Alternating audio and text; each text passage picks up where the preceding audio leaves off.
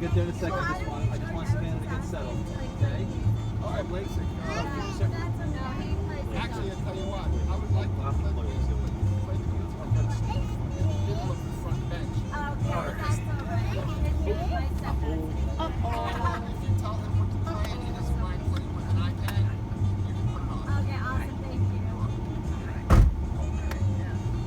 I'm gonna guess I'll sit next to him. She's gonna sit back there. Yeah. Oh, they're just gonna. Oh, mommy's We're gonna sit see there. where Chloe, where the mood Okay. Savannah is. So just go.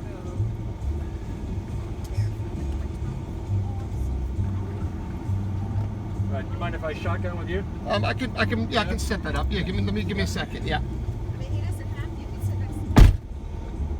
Okay. I did it. Good job, bud. I don't mind people sitting in the front. No, I think it's going to be a lot of traffic, so I don't think we'll be going that fast. All right.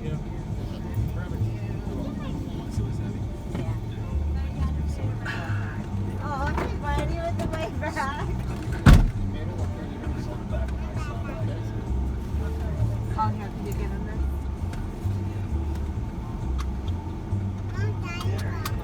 I know it's your neck. In case anybody wants to sit on the end. Very nice. Maybe you could sit next to me if you want. I'm good. You guys can shift around. You want to move your seat back? No, I'm good. Good. I'm good. To move it back. There we go. All right. Where's my coffee? Of course, either way. I just had it. Yeah, we're going on the cruise. On the tour? Yeah, we're going on the cruise. Yeah, we're going on the cruise. Quite the electronic setup. Yeah, I'm a 30-year ex-DJ. There you go. So 10 years of this, my DJ experience kind of took over a little bit. I make videos and play music. There it does. Wow, that's a nice screen he has. That's an old iPad, 10 years old. Really? It's the biggest iPad they ever made. They don't make that anymore. Wow. Yeah. Yeah, I've never seen it like that. Yeah, it's called, it's a 12.9. It's called the original iPad Pro. Nice. It's about 12 years old. You can buy them on eBay for $300. I know, I was thinking the same thing. Oh, we should. That's a good one. Those plants probably. I think so too.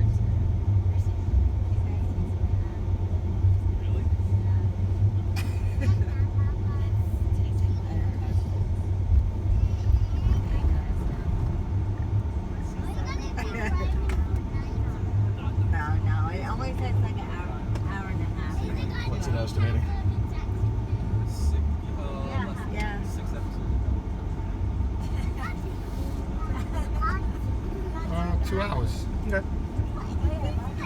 because of traffic. Yeah. Pretty good. Actually, it's a 2-hour drive, even without traffic, I think. There's only 4 ships in the port, so it shouldn't be busy down there. Oh, that's good. Well, I'm supposed to go the other way here, right? Look what it's telling me to do. Hey, Nick. Yeah. You can turn left here to get out, right? Yeah. No, I know, but it's telling me to go this way and then that way and that way, right? Wait, Look. are you going on A1A or North Military? No, he's going to turn left on my house. Military. Oh, so yeah, so you want to go the other way. I can make a Hey, you U-turn. want to go No, I can make a U-turn over here. Yeah, I can make a U-turn.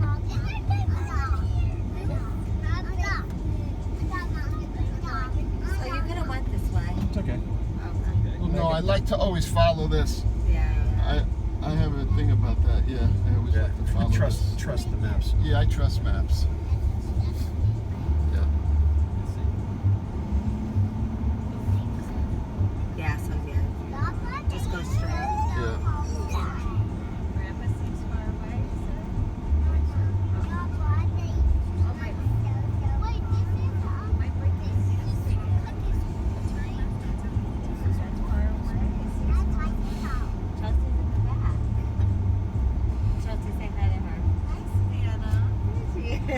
I know everyone. It's a great way to do a dash cam too, use an old iPhone. Yeah. That iPhone is from the same generation as this. Don't wait. And would you believe Apple still supports the operating systems? Like just they're not new operating systems, but they've just been updated maybe about 6 months So ago. they still maintain them. So for security, they don't give you any extra features, but Not like you need features right now anyway, right? yeah, they do acknowledge that the phone, and for security reasons they still upgrade it. So there are some apps that don't work on it, but I don't really use apps. I only use the apps that I use, and they work. That's cool. Yeah. Pretty high tech up there. There's 1, 2, 3, 4 screens. Yeah, it's got a dash cam, a radar detector, music. That's the music, yeah. It's And got- this one I make reels with. So that's full video of every trip. And this one, if I want to turn it on, I'll make a reel of it. Yeah. Yeah, you know, when you drive every day, you have to look for other things to get you motivated and things to do. I mean, really. When I'm sitting in traffic, I always got something to do.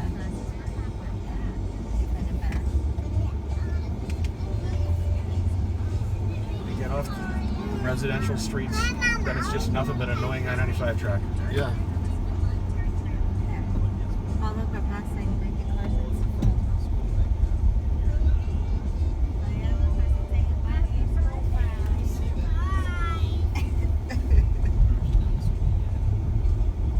Oh, I'm sure Jameson is there. Maybe Michael. Where is it? The school coming up. Oh, up here. Up there, yeah.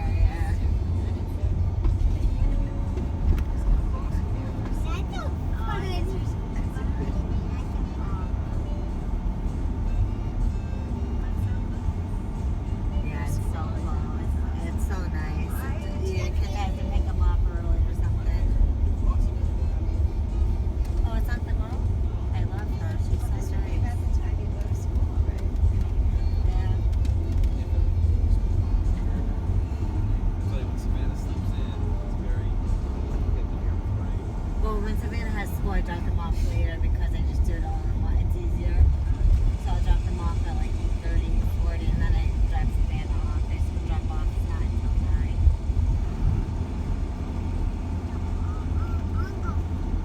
You might want to pull now. Well, we have to drive to the next line. So there's a big lake in here, huh? Lake Catherine? Yes, kind of behind us, just off Northwood. Yeah, A natural lake it was. natural lake. Yeah, it's probably about 40 acres in size. Wow.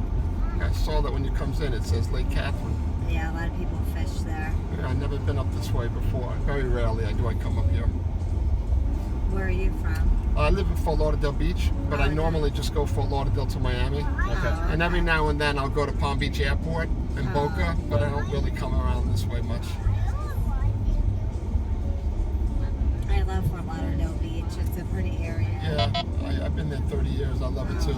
Yeah, I came on spring break and I literally never left. Oh, wow. It was unbelievable then, and it's gotten better. He lives in Fort Lauderdale. Are you from New York? Yeah, I'm from New York. Yeah. Yeah, I came from. I went to Orlando to go to school in the 90s, and then after I finished school, I came here on spring break, and I just never left. I was supposed to go back to New York, but after living in Orlando for 2 years, the first time I ever been in Florida, I loved Orlando. But then once I came from Orlando to Fort Lauderdale, then I never went back to Orlando again. And I just been in Fort Lauderdale now for 30 years. I never went back to New York. I just stayed here, worked, and loved it, and never went back. What part of New York? Brooklyn. Oh, Brooklyn. Yeah. Nice. We're from Connecticut. Oh yeah. Fairfield County, so Oh. we go to New York a lot. Yeah, cool. Yeah. Well, I stopped going there a long time ago. I was going there in the beginning, visiting with friends that never been there. When you're from New York and people know that you're from there, they want to go there to visit. So I visited for the first 10 years, back and forth with friends that I met here. And then I got older and nobody had an interest in traveling there anymore. Either did I. If I go anywhere, I want to go to Colorado. It's the only place I like to go. Yeah, I go there Valentine's Day. I like to snowboard. Yeah, it's beautiful up there. Nick, he said he got a Rolex for his birthday. Log out this signal. Signal stored.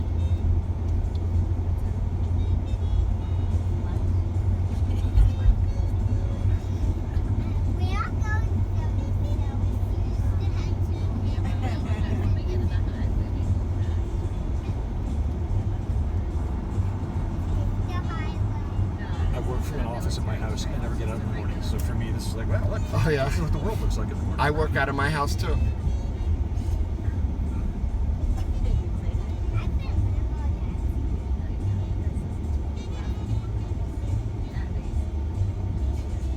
Yeah. Is it 2 hours or hour and a half? 2 hours. 2 hours? We'll get there at 9:30. Yeah. I want to be. It's because of the traffic. No, but it still is. It's an hour from Fort Lauderdale, right? So Fort Lauderdale's pretty much 45 minutes from the port. So that 145, it says, an hour and 45 minutes is pretty normal Oh, okay. because Fort Lauderdale's probably in between where you are and where Miami is. Yeah. So, yeah, it's about right. It's about right. 45 minutes to Fort Lauderdale and then another 45 minutes to Miami. Do you get to use the HOV lane for all of us? Oh, yeah. I stay in that, yeah. I personally would never go in the standard lane. No, but a lot of times you're forced to because they close out that lane. They won't. I don't think it's not closed now, but during the weekends they've been closing it. They're doubling up that concrete wall that separates the north and south. They're doubling it up so that way when cars get into an accident, they don't flip over. So that's little by little, every 4 or 5 miles, they've been building that wall up, and then they'll stop the they'll stop the HOV lane, and then you got to merge into the regular lanes. That's been going on every Saturday and Sunday, which is the busiest cruise days. Of course.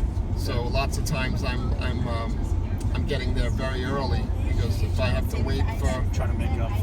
I never make it. I literally got to get down to downtown Miami by 7 a.m. Otherwise, I'm stuck in regular 95 traffic. Yeah. Last time we went down, I don't know who we were cruising with. It was just my wife and I. The bridge was, so the tunnel was closed, but nobody knew it was closed until we got within about 5 miles of it. It was gridlock. Yeah, it's like that a lot. Yeah, there's a sign that says closed or open, but the only reason they close it is because there's a fire department on that island, and that fire department regulates how many cars are on the island. And based on the number of cars, they know that their response time, because they're the fire department for downtown Miami, Okay. they know that they can't get off that island in time to service a fire. Yeah. So they actually the fire department fines Port Miami by letting too many cars on that island. Wow. So that's how the way they can regulate it is by closing that tunnel with Interesting. a guard gate. Yes. They don't do it with the bridge, but if they do it with the guard gate. Yeah. And that happens whenever there's like five or more ships. You said there's 4 today. 4 today. So that's not bad. Hey, Amy, just learned something new. Remember last time we went down there, the tunnel was closed? Remember when the tunnel was closed? It was just explaining to me there's a fire department on the island. They close the tunnel when there's too many They tell cars. Port Miami to close it, and then Port Miami closes Because it. the fire department knows they can't respond because there's too many cars. Yeah. So if there's too many ships, therefore too many cars, the fire department instructs the tunnel be closed so they can operate safely. That way the tunnel's empty, so the truck can get out the tunnel, Yeah. even the wrong way. Yeah. At least they can get out. They can get out. So Yeah. even if they're going against traffic, the turnstile's enough to where the truck can get out and go like that, go by South Beach, make a U-turn, and then get back into downtown Kind of makes Miami. you feel like they should build a new station in downtown. They're actually building in 2033. They're building a train from Miami Airport to Port Miami, and they're building a new bridge for the train track. Okay. So I think the Bright Line is eventually going to go to the island. Wow. Eventually, the Bright Line will end up there. Yeah. Very few times do I see government ever do it right. But Bright Line to Orlando Airport, that's the way it's like we're supposed to put public transit to public transit. Yeah. But that's not government. That's a private That's venture. exactly, Yeah. yeah. So that's what it took. Yeah. It took a guy from Europe, from England, Yeah. right? Branson, Yeah. to come here and do that. Because he was Virgin Trains originally. Yeah, he's got everything transportation now, space. Not like California's Right, their train doesn't do $14 anything. billion whatever. Well, that's one of the other reasons why. Because look how well he knew ahead of time how great Florida was, Yep. and decided to invest all that money. I heard he had to buy a lot of real estate from Palm Beach to Orlando just to weave that track in. He had to You're going to be able to double track it. yeah. I mean, it's not a straight shot, but they didn't take anything by eminent domain. They Yeah. basically They he bought bought. His people approached. It took years. That's why that was the last station, really. The whole station was built first. And he bought up a bunch of real estate and then planned it out to where that's where we're going to put the track. Yeah. Yeah. I know people love to hate on some of these, multi-millionaires for the way they do stuff, but have you followed Elon Musk's tunnel system under Nashville? Yeah, it's unbelievable, yeah. And so you use electric cars that don't emit anything into the tunnel, therefore Yeah. you make a cheaper tunnel without ventilation. Yeah, it's unbelievable, yeah. Yeah, my buddy just bought a new Tesla, and that auto drive is unbelievable. Yeah. I mean, I consider myself a professional driver. I drive motorcycles, and I wasn't scared at all by having this thing drive us all over. Yeah. Him and I were talking, and I just thought, you know what, this is unbelievable how good this. There's 3 modes. There's like a regular mode, a fast mode, and then a very fast mode. So he put it in the very fast mode, and it was passing cars in front of us with blinkers and everything. It's crazy. Yeah, it was unbelievable how good it was. I felt totally safe. I said, wow, this thing's a great driver. He said, I never put it in this mode before. I said, it's unbelievable how fast it's driving and how safe. Though one did just go through one of the, down here in Fort Lauderdale, a Tesla did go through a guard gate for the train. Really? And Elon Musk said it was your fault because you have to always pay attention to what it's going to do. That's valid. And this guy just wasn't really paying attention. Yeah. My friend says that there's a camera here that's looking at you, and if you turn your head or do something for more than 8 seconds, the alarm goes off because it wants you to pay attention. Interesting. And that's happening more and more because more and more. So the software is getting better where it can see, like the train, the lights go on, it goes ding, ding, ding. The Tesla didn't see it, so it was going down. The Tesla went through it. Thank God it was quick enough where the train didn't hit it. Yeah. But But to your point, Tesla humans said- should still pay attention. Tesla said you're supposed to let it drive Yeah. for safety reasons, not for convenience reasons. Because it's going to be a better driver than you are. It uses the cameras, it uses the sensors. So it was very interesting. I saw the interview where they said they're going to try to sue Tesla. And they said you can try to sue, we'll give you some money, but it's not made to just go to sleep or do your homework or get I'm on sure in the fine print of your contract it says flat out that Yeah, he pays $100 a month right now for that software. It's not free. It's $100 a month for that top-notch software that has that Mad Max mode. it's crazy. The Mad Max mode it's going as fast as anyone else, and maybe even a little faster. It's programmed unbelievable. Couldn't believe it. Amy's got a new Ford Edge, and it's not self-driving by any stretch. But the lane assist on it, as a guy who drives a Formula One fan, It's Formula One's right this weekend. Yeah. Like, I love engineering and stuff. I'm an engineer by trade. Oh, yeah? Her car, you put on self-drive on the highway. We're doing a road trip up into the Carolinas. I have to keep one hand on because there's a sensor. So I have to keep touching the wheel. I take my hand off, it alerts. It's off. But when it's in that mode, if I attempt to change lanes without turn signal, the wheel resists me. It vibrates It against me. vibrates. I heard that too. Yeah. A lot of people don't like how it'll give you a little jerk back too. Yeah. Like if you go, it'll think that you're If you're weaving it. drifting, yeah. It'll think that you. I don't like that because when you're merging into traffic and stuff, it could easily think that you're losing it. As Like, long as you signal, it lets you do it. oh, it does. But if you don't signal, that's where it resists. Oh, okay, I didn't So know that. I actually kind of That like makes that. sense. That reminds you to be a courteous driver and That's use your true. signals, right? So right now, if you were just going to cross the double white, Without the blinker. it would resist you and jiggle back. When you signal on, sure. That's a good thing. Yeah. There's a mode on Teslas instead of failing at work, came out and rented one. The car will say goodbye. It puts on show. The windows will go up and down, the mirrors back and forth, all the lights going. And apparently, it was designed by Elon himself. Yeah, I saw a video of that. It's hilariously funny to see. Yeah, I saw a video of that. It plays music. Yeah. They all synchronized together. Yeah. Yeah. So apparently that was the story goes that was his way of trying to inspire these software engineers with creativity. That we can do anything we want. Yeah. Yeah, it is amazing. I would like for them to build an electric version of this, 15 passenger, with enough torque and tow capacity so you can tow a trailer, and then have that software where I can just put Port Miami, go. And you just And I would, because not that I need it, but I would like every now and then to be able to not have to concentrate and just take a break, because lots of times for 6 hours I'm driving with no break. People are waiting for me and I don't get a break, and I would be nice to say after the 4th trip, I'll let the computer do this one. Take me home, Yeah.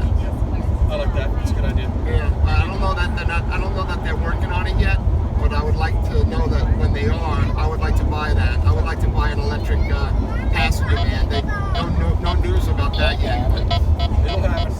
Yeah. I just saw a story yesterday about quadcopter helicopters from JFK to Manhattan.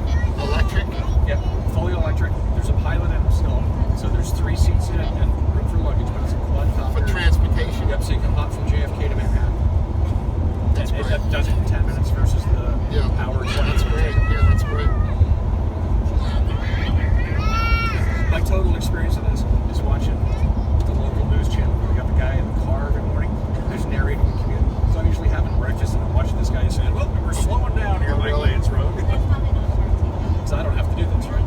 Got it. Yeah. I spent my entire working career 100% travel this country. International flying everywhere. Yeah. And for the last 8 years, semi-retired, I don't go to an airport or a port unless I'm going to fly.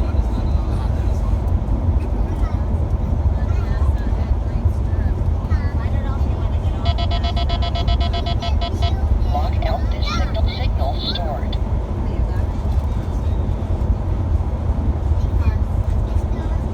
This is nice now. Wide open now.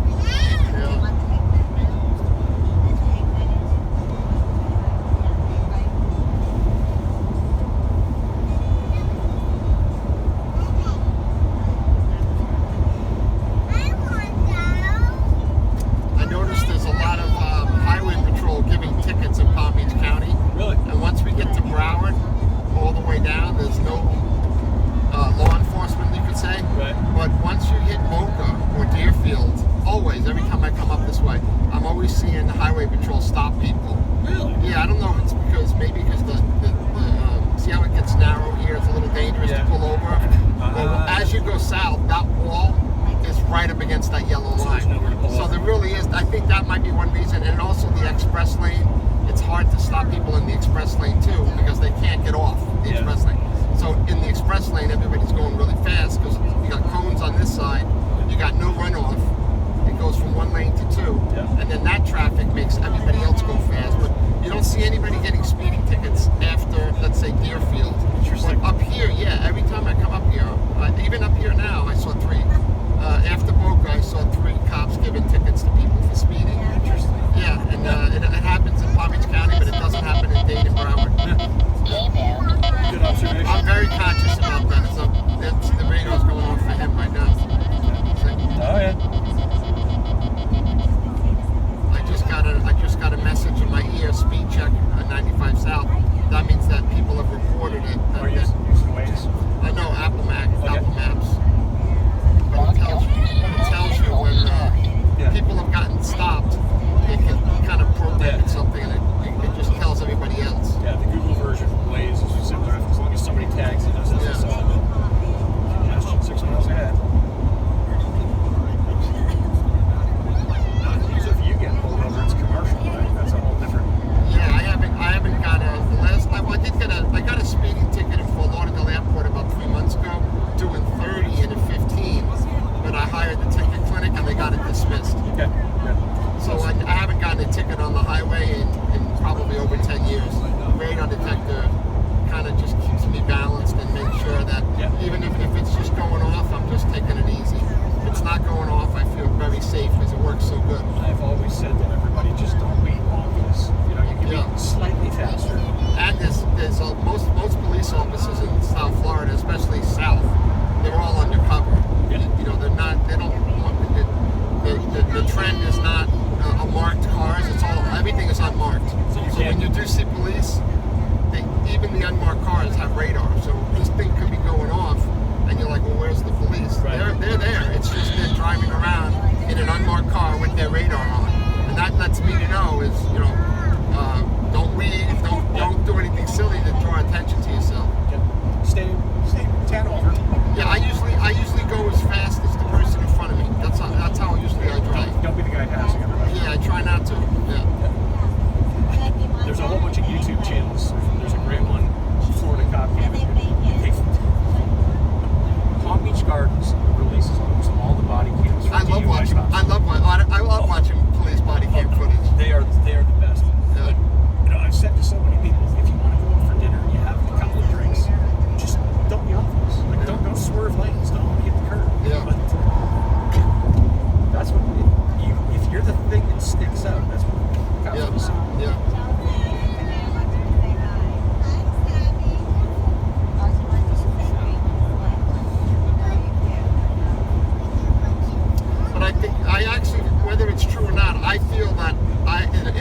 way, because of the luck of me not ever being stopped, that I feel like when a police officer sees this van, he assumes that there's a family or a group in here, and he assumes where I'm going because of the sign on the side.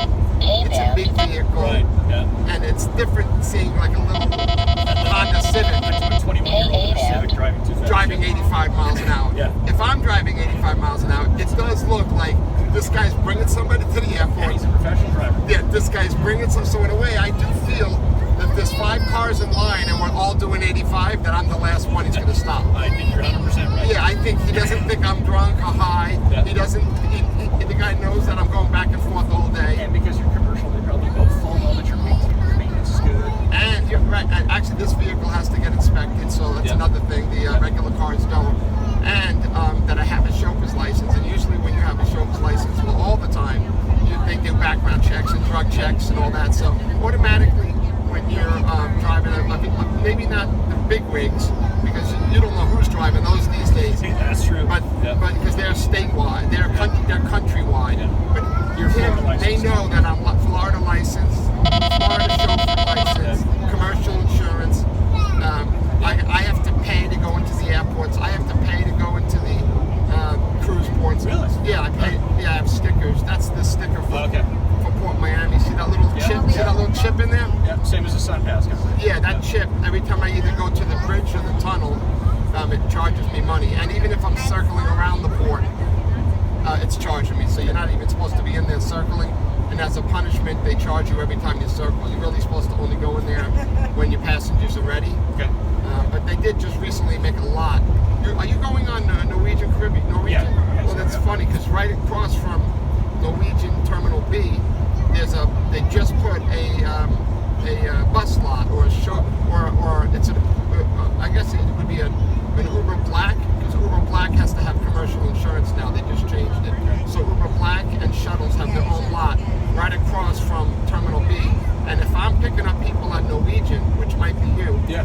I can stay in that lot, and you can walk right to the shuttle. Perfect. I was just going to ask you how this works on Monday when we get back. But you said there was 4 ships. If there's two Norwegian ships, right? Yeah. Then the better one, which I think is the Aqua. Which one are you going on? The Getaway. Getaway, yeah. Okay, so the Aqua is the new one. Okay. So if the Aqua and the Getaway are there, then the Aqua would be at Norwegian's terminal, and then the Getaway, the secondary one, would be in the rental, not their own terminal, but a Miami-Dade terminal, which Yeah. could be C, which is right next to it. Yeah. So and they are both very close to this lot. So depending on how it is when you get off, I could either be in that lot or I could wind up going in. But I like for Norwegian, I like staying in that lot. I'm allowed to leave the vehicle running and stuff, and then I walk across the street, grab you, and walk you back. Okay. That seems like to me the So do we call you?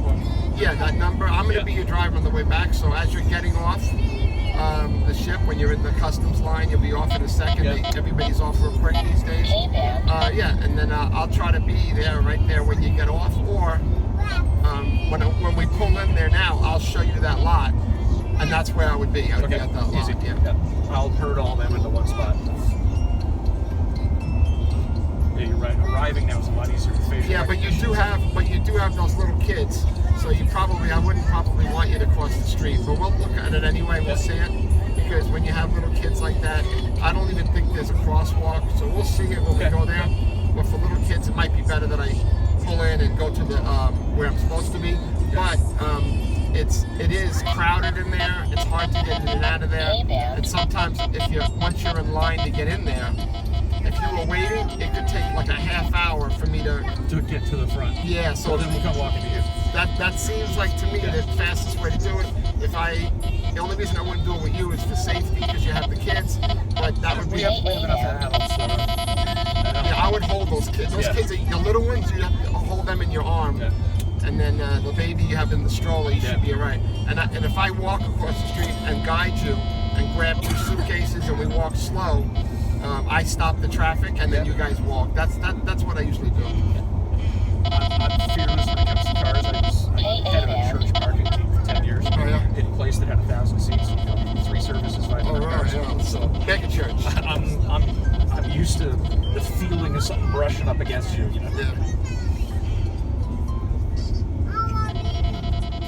said there's 4 ships today. Did you see how many ships there are on the way back? I'm going to see if I can find that out. Go to cruisemapper.com. And then go to this, and then go to the search magnifying glass, and then type in Miami, and then it's going to come up Port Miami. Then click Port Miami, and then scroll down and pick your date. So once you get to the website, click the magnifying glass, then put Miami, enter, and then click Port Miami. Yep, we're there. Yeah, and then scroll down. You gotta count the ships on your date. Yeah.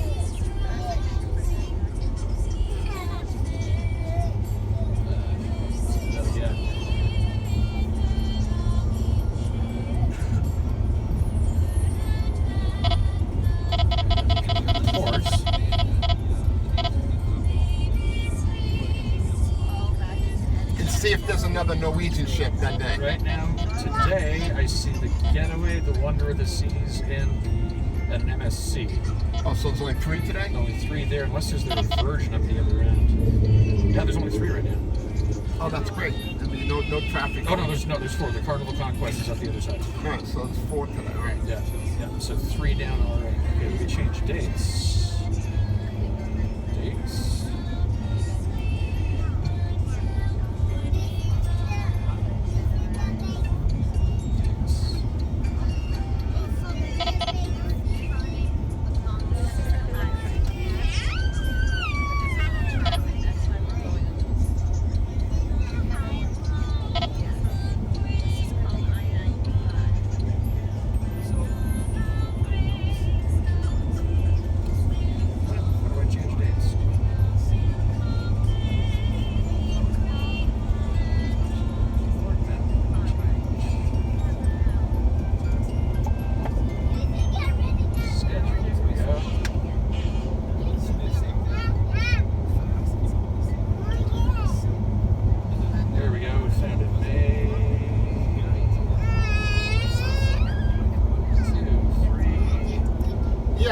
Driving to North Carolina the day that I pick you up. Oh, right. Yeah, I'm doing 2 or 3 jobs that day, and then right about 6 o'clock at night, I'm driving to North Carolina. Right on that day, you come back. Yeah. All right. So on Monday we got the Getaway, MSC Seaside, and Oceana, and a Carnival. Once again, only 4. Oh, and there's only one MS. There's only one. So then you are going to be at Terminal B today. And then you're going to come back at Terminal B. Okay, perfect. So we'll know where that lot is. Yeah, and that's the brand new awesome Norwegian terminal. Nice. Yeah. I feel bad for the past. They don't really know when they book the cruise, but I feel bad for the passengers that come from other states to fly in here. They're going on a cruise. They go on the Breakaway or the Getaway or all of these Bliss, they're all whatever they are, but yet they're not in Norwegian's terminal, which is really nice. And I'm sure the amenities inside the terminal are nicer. Everything. Yes. So so he's just explaining to me we're actually going to be in Norwegian's actual terminal. Yeah. The last time we went out, we were in one that the port rents out. No, we were in the nice Norwegian one. You're thinking of the Celebrity one. The Celebrity one was the port. Oh, okay. one. See, a Celebrity doesn't have a terminal in Miami. They have a terminal in Fort Lauderdale. Yeah, I'll never go. Yeah, that was like just being herded like cattle.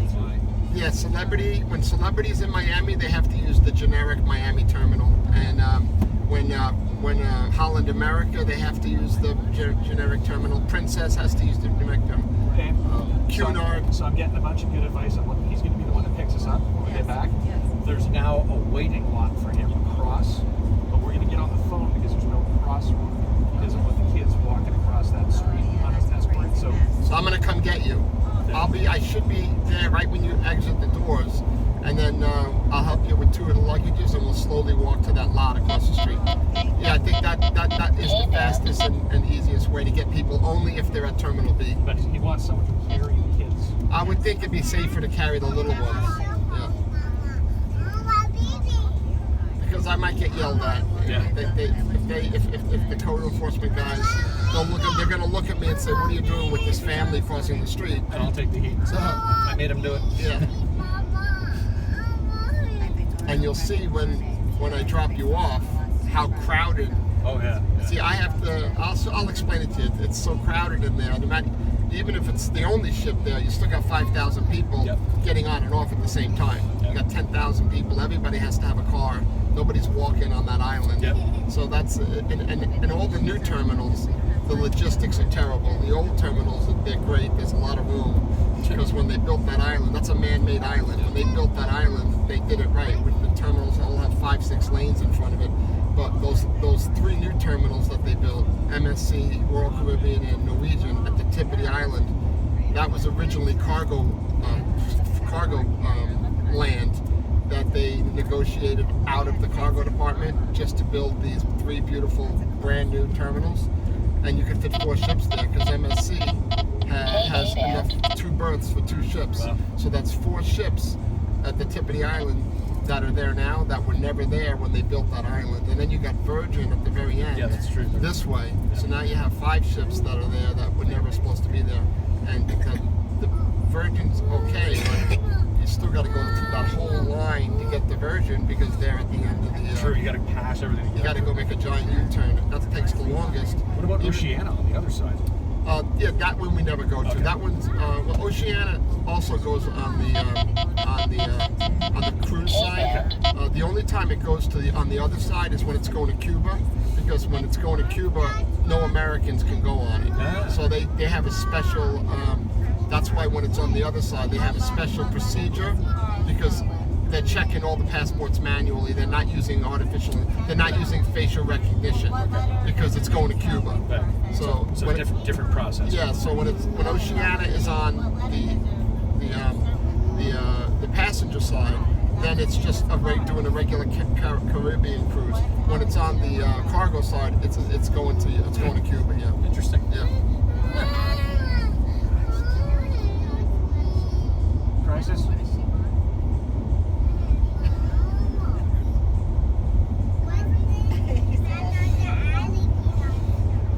All I have to do is stare at them in this eye. You're the granddad. Yeah. Yeah. Somehow I scare them. I'm learning all kinds of cruise tips out there. All the movements of ships and where they are, why, and everything. I know you like all that stuff. Well, you said you're semi-retired or retired. I mean, if you ever want to get in the shuttle business, you give me a call and get you going. You know, I actually, might be better than just sitting in the house all day. in theory, I'm retiring in about 2 to 3 weeks. Again. Well, you might not like retirement. I feel like I am retired doing this. I did something else for 30 years. I've been doing this for 10 years. And I feel like, even though I drive a lot, I feel like the last 10 years have been it's been like a retirement job for me. I feel like I'm working Get to see more. something. Yeah, I feel like I'm working more than when I was actually working because I had such an easy, fun job for 30 years. But because I have time to myself and I'm working by myself all the time, I feel like it's not work. And in between jobs, I feel like I know South Florida so well. In 30 years, I love the fact that I can pick into my mind, I'm going to that restaurant after that job. I'm going to go shopping and buy that after So I always, in between jobs, love that I can do things that I probably, if I was home, wouldn't get in the car to go do. You're right. But I'm already on the road. I'm right next to Brandsmart. You know what? Let me buy a new Let me buy a new dryer. Today. Put it in the trailer, and then I still have room for the luggage. And then when I go home, I can install my new $400 dryer that my other dryer was fine, but for $400, let me buy a brand new one. That kind of thing. You're right. I love doing Would you that. have taken the trip down to get it? And I wouldn't even have went to go get a dryer. I didn't need one. Like I was walking in Brandsmart, let's say, in Dania Point by the Fort Lauderdale airport. I had an hour to kill. I went to go buy. They sell Apple headphones and they have Apple stuff, so I was going in there to buy some Apple headphones. I saw a sale on a $400 save $100. I said, "You guys got that in stock?" They said, "Yeah, we got it in stock." I'm gonna buy it right now. Get the forklift, get the hand truck. Let's put it in the back of the trailer. So you got a trailer? You need a trailer? We got a trailer. Let's go. And within 40 minutes now, I'm doing the rest of my jobs with the dryer. Things like that I appreciate when I'm on the road, and that's what I really like. Freedom to shop where I want, when I want. And you have cargo capacity. Yeah, and I got cargo capacity. Yeah. I'm always jumping into Home Depot. let me buy a case of water, a couple of cases of 409, or maybe some paper towels, where that becomes a chore if you need it and you have to leave your house to go get it.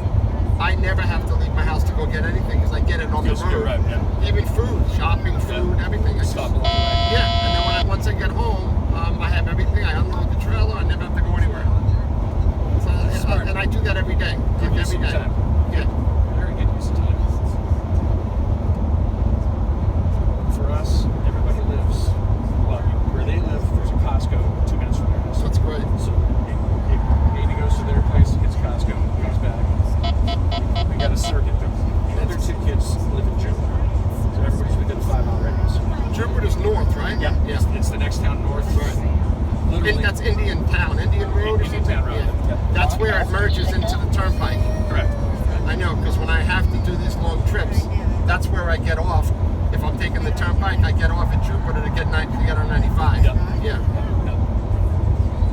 Yeah, Jupiter goes from, it kind of goes from Donald Ross Road to Indian Town. That whole stretch of it. Yeah. And we live right smack on the Jupiter Palm Beach Gardens line. They live in Gardens. Kids live in the Jupiter. I bet a lot of people are moving up there Oh, yeah. because people are moving from South Florida up there. Yeah, affordability for sure. K8 and Because you probably have cheaper property taxes than we do. Yeah. Palm Beach County is definitely a little bit cheaper, but it's been growing so fast. Like Florida Power and Light just brought in 4,000 engineers from around the country. They built a new 3-building campus off PGA, so it's just like spiking housing costs. Yeah. They bring in all kinds of expensive engineers. I'm curious to see what DeSantis is going to do with the property taxes. Yeah. I'm very curious. My property taxes are low because I've owned my home so long, and So you homesteaded a long time ago. and it was cheap. It was a $275,000 home. Yeah. So it's only the taxes are less than $4,000, I think, or maybe right around $4,000. But my neighbors are all paying $10,000, $12,000 a year We bought ours because they bought their homes in the last 5 years, and the homes are now Oh, yeah, yeah. $900,000, $1 million. Yeah. So they're paying $10,000, $15,000 a year for insurance, for property taxes now. I hope DeSantis does something more for them. For me, it doesn't really affect me, but them it does. Yeah. I'm okay with the idea because the snowbirds, they don't live here. Now, at the same time, they don't use the services for half the year, so Yeah. that's why the system works the way it does, right? Yeah, and if you don't, and also if you don't have any children and you're not using the school system, you should get a deduction for that. Yeah. I don't have any kids, so for 15 years I've been paying into that too. Yep. When we first came down here 15 years ago, we got a condo on Jupiter Island. We were there, and then just the year before the pandemic, by luck, we bought our place in Palm Beach Gardens. Tax rates, we bought it for $650. My taxes are $80,000. But the next door neighbor's house just sold for $1.2. Yeah. So it's always somebody has it much worse. Yeah. And the people that are buying that house, yeah, it's Are going to going be to pay 15. tax on 1.2. Yeah, it's going to be $15,000 a year. Yeah. Yeah. That's what's happening in my neighborhood now. And a lot of them are, the people that are buying the homes in my neighborhood are not Americans. They're Russians, Yep. they're wealthy Europeans and Asians, and they're all going to Airbnb. I have a house next to me, listen to this, right next door, that's an Airbnb. And every Saturday, Jamaicans from Hialeah come up there and they rent this house and they have a party, a pool party, and they advertise it on Facebook, and everybody pays $20 to get in.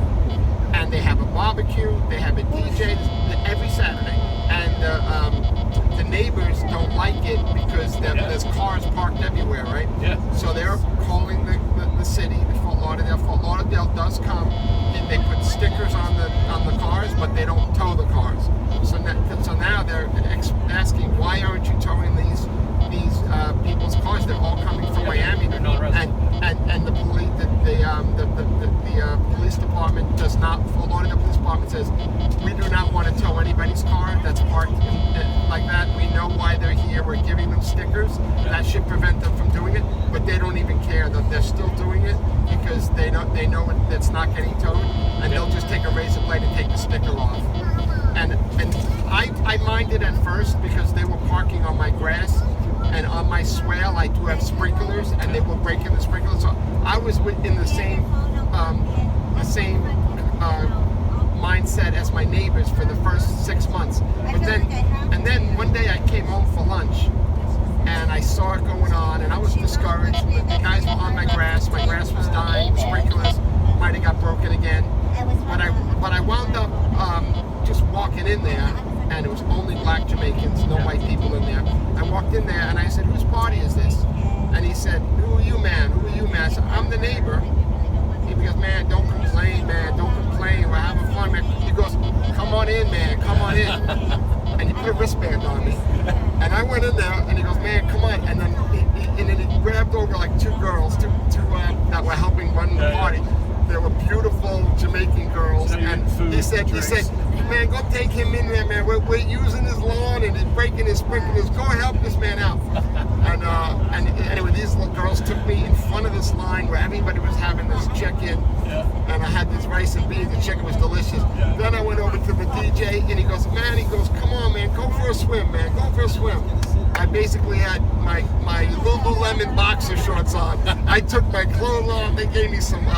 They were drinking this. I don't even drink, but the way they gave me this drink, I don't know what it was. It was kind of. They say it's only from Jamaica. It's called. It's a white rum. Okay. I forgot the name of it, and they put some kind of mango juice or starfruit juice in it that was real juice. So they had a real juicer that was like, I think it was starfruit. They were putting starfruit in a juicing machine and then taking that and then pouring it in with this it's called Winfrey's, or it's called something in Winfrey's it's called. It's a Jamaican white rum. Okay. And they would let me sip that. I was eating the chicken, I was swimming. After that, I didn't care what they did, because I would make it a point to go back there every Saturday. And I'd walk in, "Hey, everybody, how you doing?" My neighbor's like, "What are you doing?" I'm like, "Hey, man, you can't beat them, join them." And I told my neighbors, they never did that. But I told them, just go over there and say hello, man. Have some chicken, go for a swim. I don't have a pool. All my neighbors have pools, so I really appreciated it. My neighbor's got a great pool, a giant pool. And you like music. I love music. So I just got past the grass, and I thought, what am I complaining about the grass? It's not even my grass, it's the city's grass, but I have to maintain it. That's how it is in Fort Lauderdale. I have to maintain their grass, and I have to water it. Yeah, right away it belongs to you. Yeah, it's not even, I have to actually fix my sidewalk too. If my sidewalk gets cracked because of a tree, they put a sticker on my door that I have to grind it. I have to hire someone with a concrete grinder.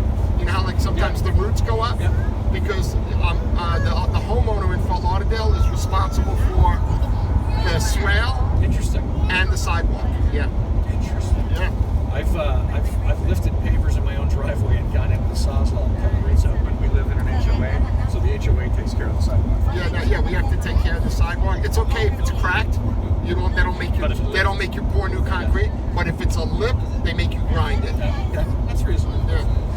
Because I think obviously if somebody's on a skateboard or a scooter or something and they can and they fall, I think they can sue the homeowner and the city. I can imagine some guy walking down the street and tripping over. So when the roots are breaking the sidewalks, we have to fix the sidewalks. Yeah. This is the beginning of Lauderdale traffic. Are we in Lauderdale yet? Close to it. I would say Lauderdale starts at Commercial. Yeah. We're not there yet. K8M. Deerfield, probably. Deerfield, yeah. Once we hit Commercial, then that's where really Fort Lauderdale starts.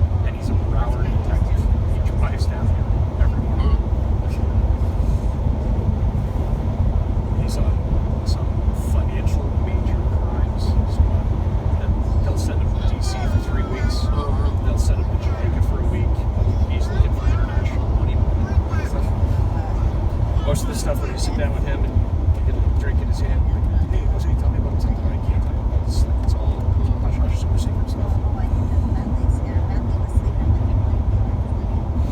Good for that. I love Bentley was sleeping on it. Pretty good back there. Yes. Yeah, Bentley was sleeping on it. Yeah, Bentley was sleeping on your blanket.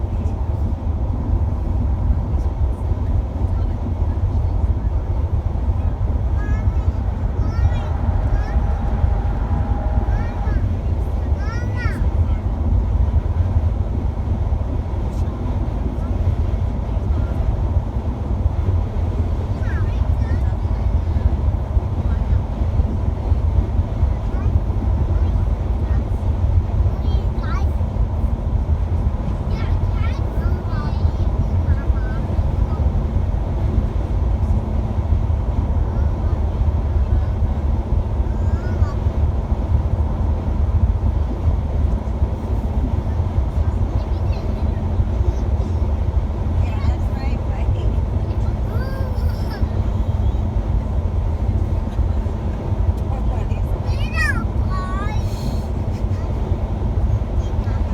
Last time we did a road trip with this gang, we took the two boys down to Marlin Stadium for monster trucks. Oh yeah. By the time you're going home from that, it's dark. You get the two of them sitting in the back in the dark, just non-stop. Yeah, I remember. It was Marlin Stadium or Dolphin Stadium. Marlin's. It was. It was Yeah. the baseball field. Yep. So yeah, I think I remember that. I remember seeing that on the news. It was in February. Amazing how they brought all that dirt in there, right? It's Yeah. crazy. Yeah. Did they have the seal? Did they have the roof open? Yeah. Oh, that was Yeah, it was cool. all the exhaust is venting out the top. Yeah, you're right. Because they very rarely open that roof. So we found an interesting thing in hanging around talking. Not my thing. Your truck's not my kind of mechanical thing. But they actually travel as a cooperative. So if one breaks down, all the other mechanics will work together because they travel as a group. Yeah. They know each other.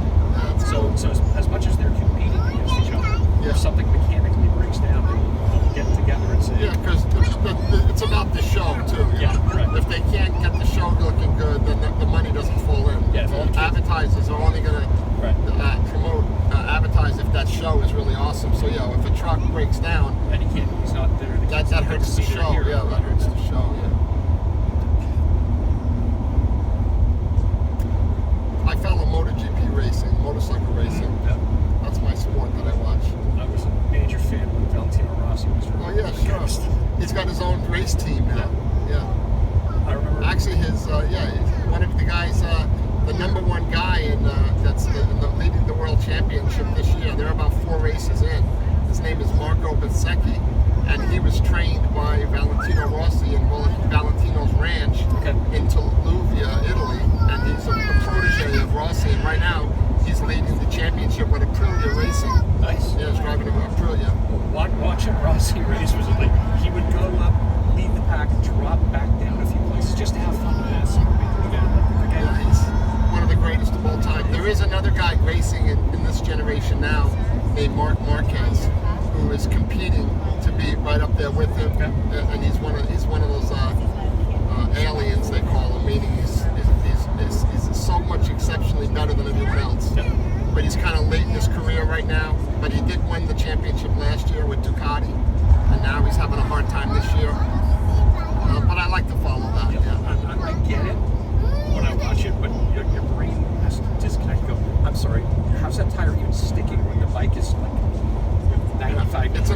It's an unbelievable thing when you also have ridden bikes like that, and if you've been on the track. I've done track days and I've done races with a bike that I used to drive. Okay. So I've experienced that, and there's not that many sports that you can, on a professional level, an average person participate in, and that's really the whole. Like, if you wanted to be a race car driver, you really could never have the race car that you really that kind of supersedes your ability, because you'd have to have a $1 million car. And you'd have to have started when you were 12 in cars to get your name established to get a chance to even drive. But motorcycles are different, because for 30 or 40 grand, you can buy a race bike, or even you can go to the Ducati dealership and buy a Ducati for 30 grand. Maybe put some upgrades on it, or maybe not. Just get the. But get close enough to that speed. Yeah, it's so close, Yeah. and it's not just the speed. It's just so close that the average person could do it. Do they want to do it? Most likely no. But if you do want to do it, it does. You do have the ability as an everyday person, and that's what I love. And I've been in that lifestyle for since I was probably in my 20s, and I'm 60. So I've always had motorcycles. I've always tried to go to track days.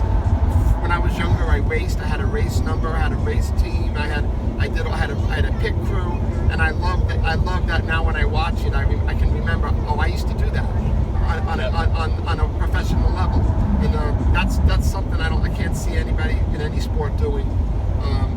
You can always do it as an amateur, but you're never on a level. You don't have the equipment or you don't have the competitors to compete against that are going to be so much better than you.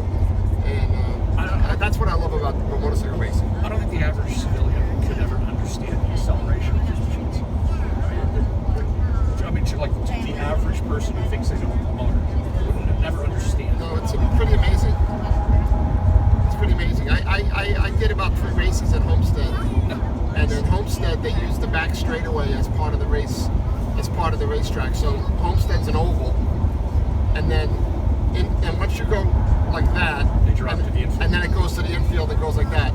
So, and then obviously once you get out of the infield and you're on that straightaway, you're in like 6th gear, and your bike is going as fast as it can. My bike might have went about 175 miles an hour.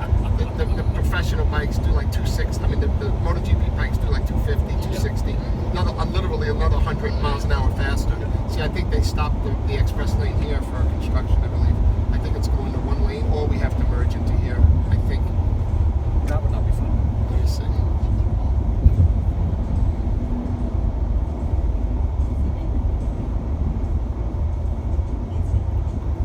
Like you said, it would only be for one segment. I don't think it would reopen later. Yeah, this is definitely construction. This isn't an accident. You see the wall's doubled. Remember I told you they doubled the wall?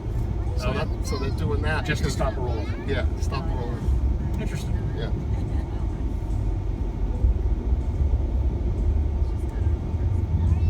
What time is Jan coming? 1 o'clock.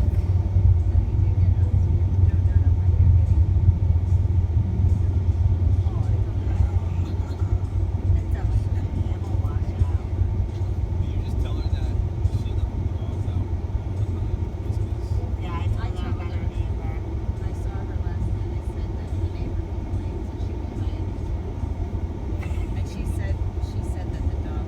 She's the worst. I can't even look at her anymore. She's so nice. And then Chloe tells you she's like a public outcry. Yeah, on Facebook. I think she's like, She said she's got a I phone. hope she's like, she's like, I don't have the heart to call animal control. Somebody's. I'm like, so now whenever she drives by, I can't even look at her. She's like, Oh, wait a minute. There's some stuff. I turn the other way. It's not even that bad. They've already been for like 5 minutes. It's happened 2 times in 5 years. All this for one lane. I know, by the big really patient. What's her bill? We need to be sure about it. He must have known the Christian.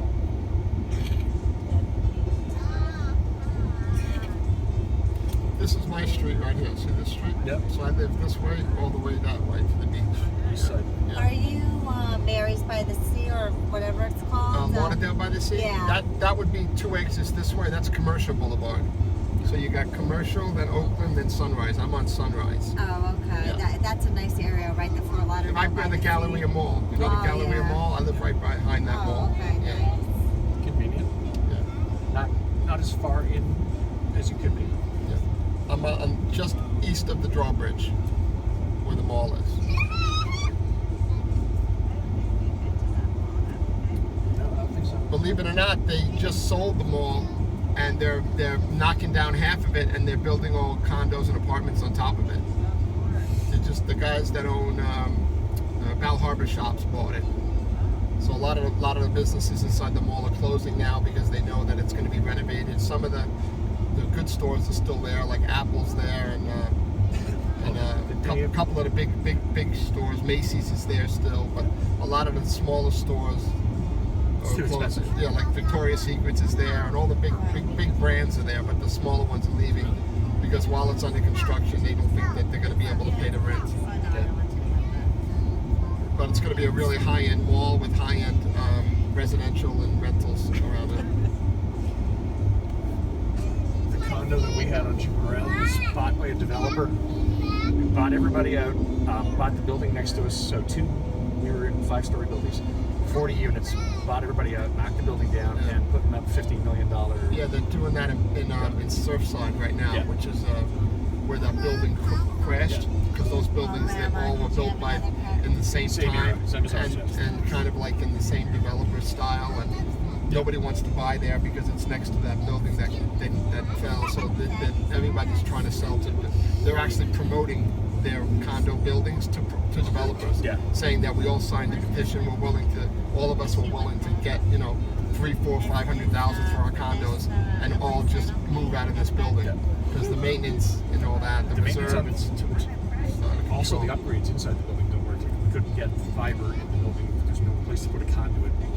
It's 65 years old, so its pipe diameter is a quarter-inch. Yeah, and a lot of them don't have air conditioning in the elevator. Yeah. A lot of them don't have fire things in the ceiling. So to retrofit all that, I've been in some really expensive condos in Miami Beach, and the ceiling in the hallway is only like 6'3", because they had to run the fire pipe with the fire and then put a drop ceiling.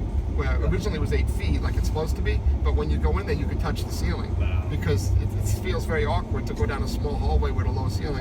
And these people are living in very expensive condos, but because they had to upgrade the condo, it changed the whole condo now. Yeah. There's things people don't consider. Yeah, so condo living is not what it's made out to be, and I think everybody's realizing that. Well, I was on the board.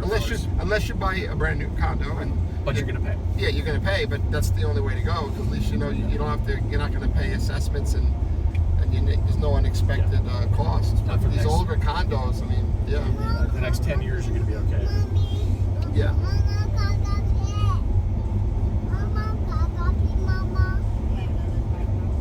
And like I said, most people that are buying those new condos in Miami, they're not Americans. All these new buildings that they're building in downtown Miami, you'll see there's cranes everywhere. Well, they're Russian money. And they're not. It's a simple way to you take some questionable money, you put it into something, you let it appreciate, you sell it, you pull out the appreciated value in real numbers. Yeah, there's in where she was talking about Lauderdale by the Sea. There's a place called the Gulf Ocean, which is east of A1A. It's called Millionaires Row or Millionaires Mile. It's in Fort Lauderdale, and they're all old condos, and every one of them is all Russian people. And I know somebody that lives there, and I go there sometimes. I hang out there with her, and I see all these young, beautiful girls there, and they don't speak English. And I asked my friend, like, who are all these girls that live here? What do they work? Or like, they're at the beach and they're at the pool every day, and they're like, they're Russian. They come from Russia. I'm like, they own these condos. This condo's like $1 million condo, every one of them, and I said, they own these condos. It's like $2,000 a month for the maintenance. I'm like, how do they afford that? This girl has her father paying for it. She lives in her father's condo. He lives in Chicago. And she says, no, the men come down here, the Russians come down here, they buy the condo, and then they let their girlfriends live in it. I said, oh, is that what it is? They said, yeah, they're married with families back in Russia.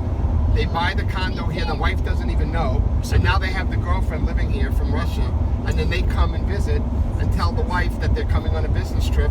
They go stay in their condo, they got their girlfriend there, and the girls are all in their 20s. And just waiting for the... And they're all like, done up, and they're all taking suntans every day, and it's very odd. It feels like you're at a hotel, but it's a residence. It's a residence, and they're all young, and no men. There's no men. It's all women. All women. No men are in the pool, and no men are lying out. Yeah. It's only women, and they're all young. And like, because when the men do show up, then they're going back. Yeah, then they're going upstairs, right? yeah, it's called the Regency Tower in Gulf Ocean. It's called the Regency Tower. Funny. It's all Russian women living in there. Yeah. Baby, you heard it? It is funny. It is funny. Remember we talked about who's buying these things, right? Yeah. So it's Russian money coming in and basically buying a condo to keep their mistress. listen, it's also our property rights in America are great, right? And they could probably homestead it, get that girl a driver's license. She put it in her name. They probably put it in that girl's name with the driver's license, right? And now she has a homestead. She'll never lose that property. And that guy has control. He's pulling the strings. I mean, it's not rocket science. And to him, it's an investment. It goes up in value when he flips it. Yeah, of course. And look, he doesn't have to stay in a hotel when he comes down here. He can keep all the stuff in there. Probably has a safe in there. I mean, it's a well thought out plan. It is, and it's very smart to be a very wealthy oligarch. Obviously, the Sunny Isles too. They're all in Sunny Isles, which is another area north of or south of Surfside, and all those big towers in there. They're all Russians in there too. Stuff I never considered. Wow, I don't think I've been through this since they finished. This is brand new, right? Yeah.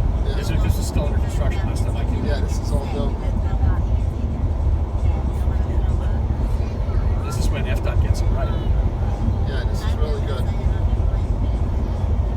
This is when you're glad you're in the this is when you're glad you're in the express lane.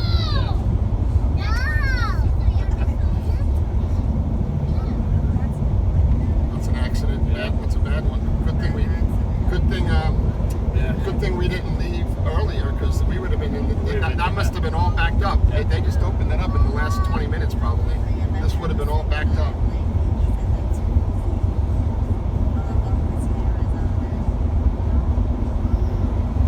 Yeah, that congestion's crazy. Yeah, that's why this is so good. It's worth every dime. Yeah. And we're actually going to be pretty good right together. We're gonna come up on the turnpike when we hit Miami. We're almost in Miami. Ives Dairy is Miami, and then what happens is this lane is supposed to go that way, and this lane goes that way, and it's gonna really back up there because people are unsure and people are cutting over. But we're good until North Miami.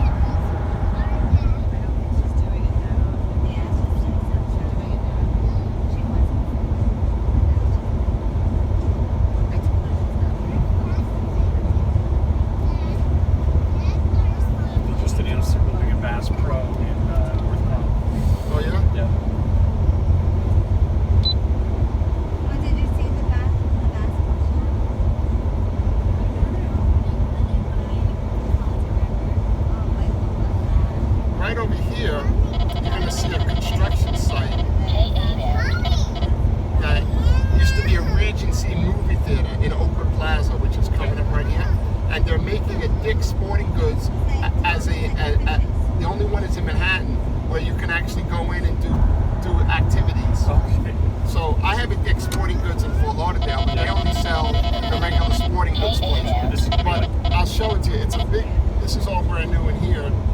This is all. Oh, I think we passed it. Yeah, I think we passed it. But no, we didn't pass it. It's right. It's right here. You're gonna see a giant flat construction site. I'm excited to see what they're going to do because I heard the one in Manhattan's awesome. Okay. Is it right?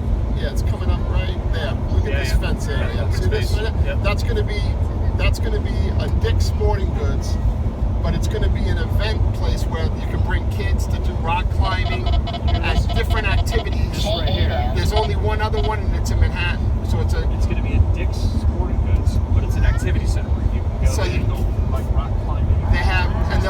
They'll have like stationary bikes that you can ride. There's a lot of things that they do. I'm curious about it because I hang out in this area a lot because it's by the Fort Lauderdale Airport. So it's a Dick's Sporting Goods, but it's not the normal kind of sports. It's not just a store. It's activities for men and women and different things you can do. I'm not sure exactly, but I'm going to research it when they open. I want to go there. You said there's already one though up in New York. Yeah, it's only one in Manhattan. Yeah.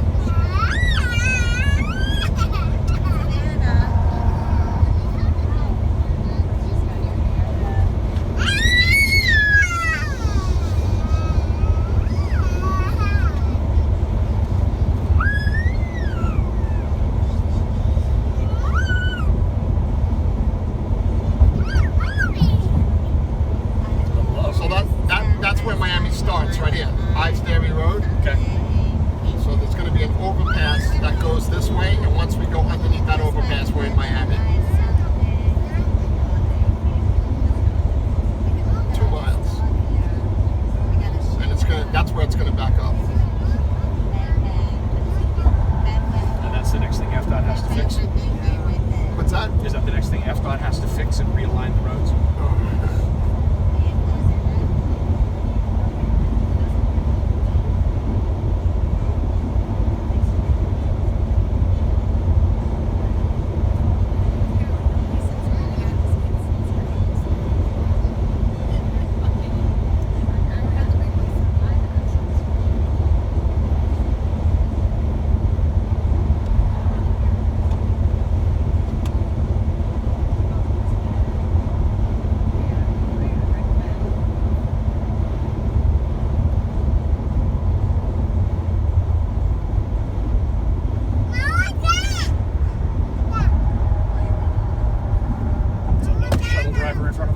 Yeah, you're going to see a lot of vans. Well, there's not that many ships, but mostly all the shuttles. When you see a passenger shuttle in this lane right now, they're most likely to go into the port. Yeah.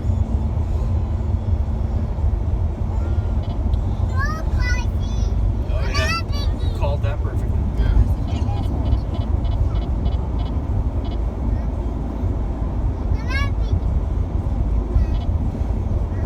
When we lived up in Connecticut, I had a friend who had about a 20-mile commute every day back and forth. 95 through there is hell. It's all twisted, turny. He had it down cold. I drove it with him once in the passenger seat. He's like, "All right, we're going to make our way to the right-hand lane now because this is about to happen." I'm the And then same we're going to way, go. yeah. Yeah. He knew exactly where to go. Yeah. That's right.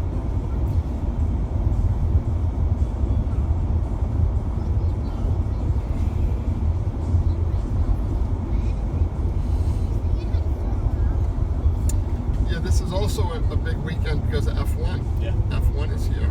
I have a friend of mine I have a lot of people in the sound and lighting and music business, friends, and Wyclef Jean is going to be there in the Millie, what's that watch? Millie something? Richard Mille. Richard Mille, yeah. So Richard Mille has a booth there, and he hires a friend of mine to do the lights, the sound, the stage, and a little VIP area for him. Richard Mille's there, and his people, his family, they travel here. I guess they travel to all the F1 races. They travel the world, these people. And he sets up their little VIP section with some nice drapes and portable air conditioners, and he's right there, like at the corner of the turn. And then they do have a watch display, and then they have armed security guards, and you're allowed to try the watch. It's like a very expensive watch. You're allowed to try them. And the security, my friend told me the security guards are there. I mean, police officers there with like guns. You're not going anywhere because you're at the racetrack. Where are you going to go? You're never going to try anything. But my friend always asks me, "Do you want to come? Do you want to come?" And I always say no. He always buys me a Red Bull shirt or something. And I'm dying to go one day. I've never been to an F1 race, and I'm dying to go. You have to. And it's been there this is like the 4th or 5th year they're doing it.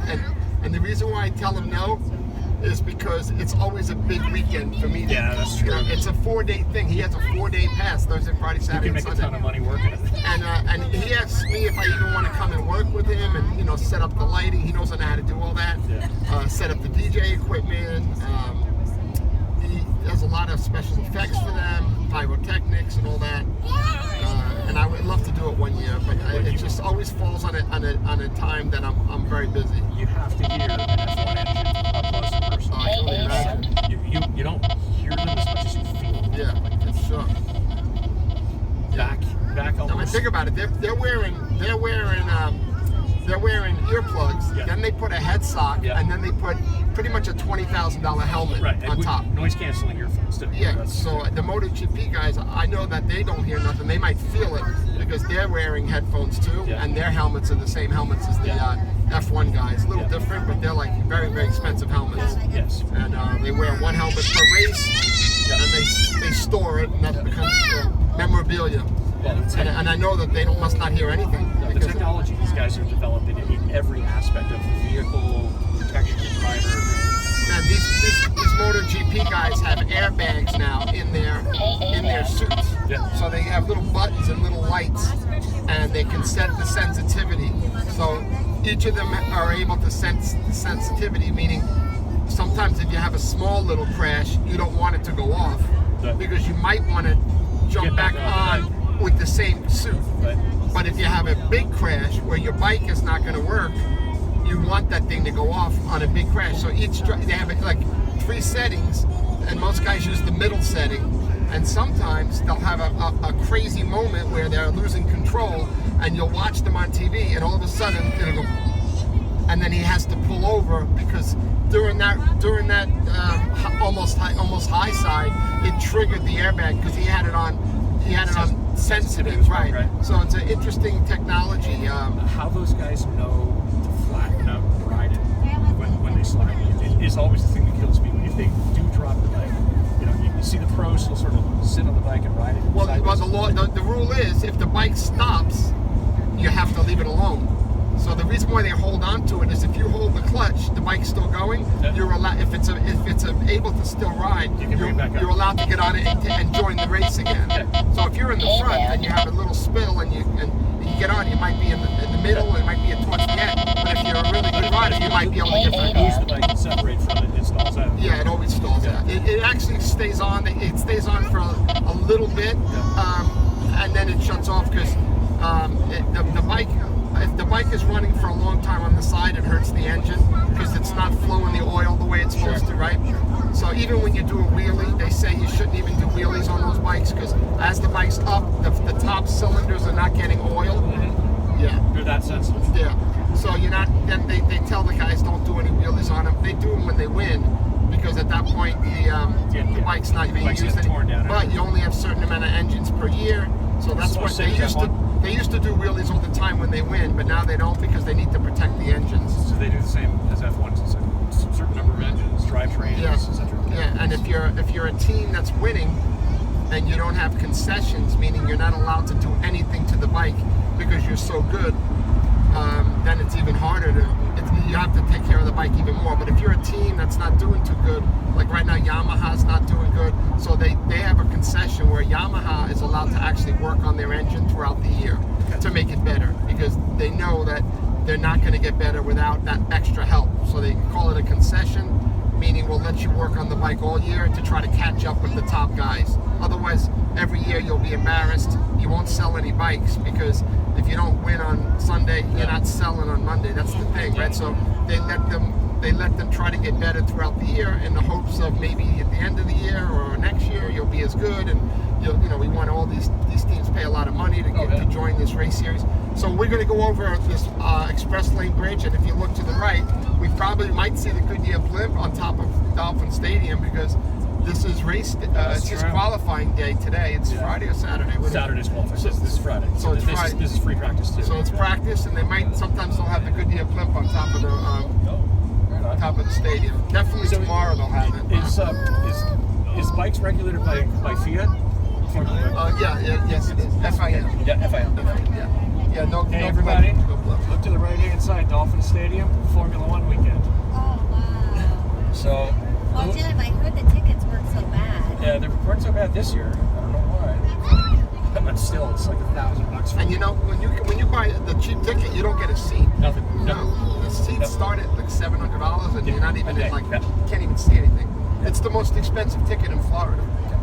It's actually the second most expensive Formula One ticket, which is ridiculous. But it's the gateway to Latin America. Everybody comes here because they can get. You heard about the soccer field they're building by the airport? No. Oh, you haven't heard about Freedom Park? No. Wow, they're building. They took the Miami golf course right next to the Miami airport, and it's almost done. They built the best soccer field in America, and Lionel Messi's going to play there for Inter Miami. Yeah. And they're building. They built like something like that there too, and they're building a couple of hotels there. So there's the baseball stadium there, that white building. Yeah. That's the baseball stadium right there.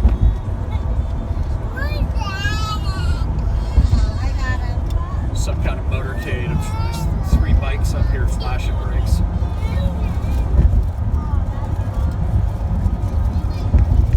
This will be nice when this is finished too.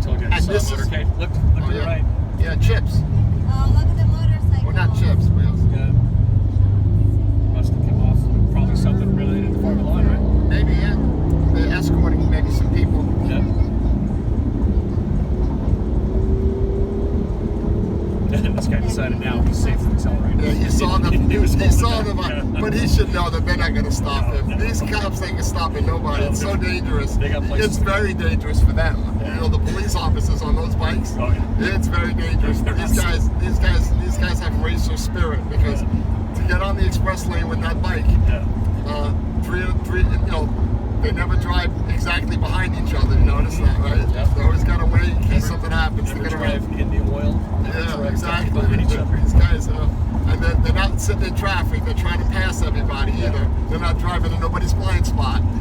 Yeah. We got more going on here too.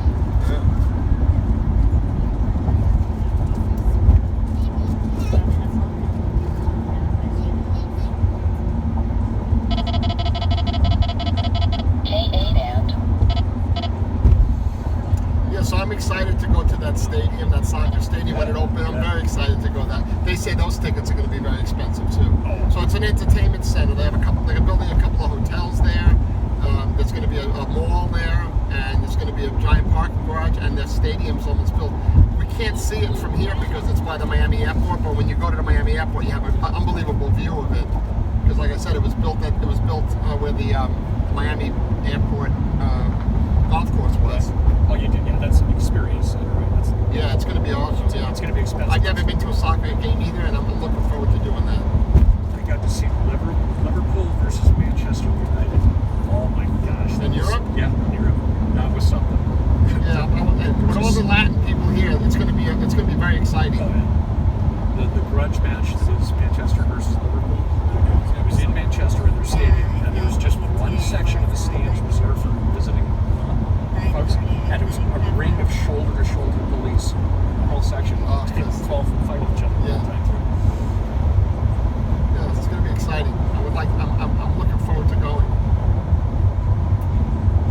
Jim, I was talking to someone, I can't remember who it was, but they said they got the F1 tickets for only $200. Yeah, those are non-assigned seats, though. That's just like you're just. And not only that, you might not even be able to get into the race from there because the way they changed that stadium. I was just there for the U.S. Open, the Miami Open. I was there for the tennis matches, and what happens is when you go in, I had tickets to go in, I didn't pay, but when you go in, there's a giant entertainment center with a lot of TVs, with bars and restaurants. Like one bar might be like Rocco's Tacos, We have one of those. yeah, one of them might be Capital. What's it called? Well, not Capital Grill. There's another one called American Social. Oh yeah. Right, so they have their own little booths and own little party spots in what used to be the parking lot of the Dolphin Stadium, but now they put all fake grass. They got a couple of generator trucks, and now it's a big entertainment center outside the track. So some people just go just to hang out there and watch everything on the TVs. They don't even have access to the main event. That's what. So that ticket might be just to get in, and you might not even be able to see the cars because to get into the cars, you actually have to go into the stadium. Yeah. But around the stadium is where most people are hanging out, and they're watching TVs. I was like, wow, that's cheap. Yeah, I think it's $700 to get into the stadium. Oh, okay, that's what I thought. I think it's- that doesn't seem right. No, it's $700 to get in. But she was acting like she was, gonna watch the race. Well, you could watch it on the TVs, and you hear it. Yeah. And then all of a sudden, after the cars, when they have when they pop the champagne and give the trophy, you could see that because that's in their area. So after the race, they pull the cars outside the stadium where there's a bunch of bleachers and people are watching them pop the champagne and stuff. But you don't really you're not really in a spot to watch the race per se. Yeah. But that's my understanding. Because when I was there for the U.S. Open, the Miami Open, I was asking my buddy. I said, "What's going on here? This is pretty cool." He goes, "Believe it or not, families just whatever's happening here, they just come and they just hang out here. They don't even go in. These people aren't here for tennis. They're here because it's a Sunday, and they want to go to American Social and the dance and drink and."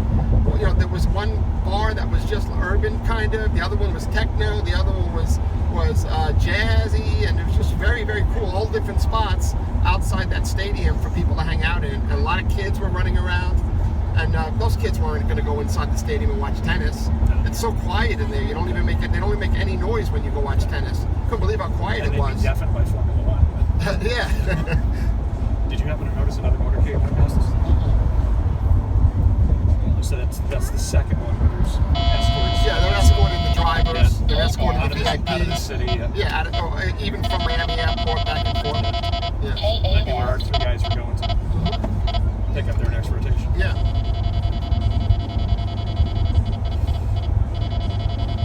Gee, how come we don't get this? All we do is get to pay the taxes. Actually, traffic was really good. Yeah, impressed. It was really good. I mean, it's probably going to back up here. Yeah, it's going to back up here. We're going to be in half-hour traffic here before we get off this highway. But this is pretty understandable at this time, and this is the fastest way to go. So this is going to be, yeah. And I'm actually going to be going in front of everybody. I'm going to be going. I'm not going to be waiting in this line. I can't wait in this line. So there's only one lane that turns into the island, and so everybody is going to be in this lane. So I have to go all the way over, go up, and then go that way. Kill ahead. Otherwise, I'm wasting a half hour.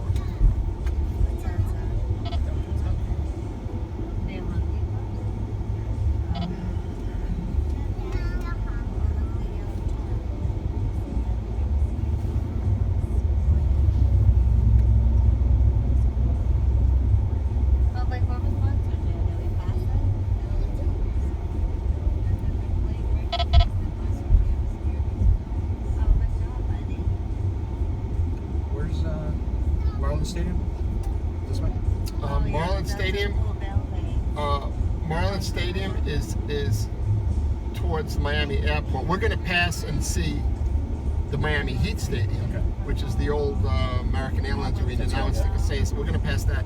But Marlins Stadium would be, if you look at this highway sign to the right, it's going to say 836 Miami Airport. Yeah. As you go that way, you pass the Marlins Stadium on the way to Miami Airport. And at Miami Airport is Freedom Park, which is where the soccer field. But we're gonna make a left here to go towards South Beach and to go into the tunnel. And then if you look to the right in downtown Miami, I'll show you where the arena is. But I'm gonna wait. We got to get out of the express lane, and then I got to go all the way over. But we got a lot of lanes merging from all sides. Yeah, I know. This is where we would be here maybe 30-40 minutes waiting, and I think I can cut that in half.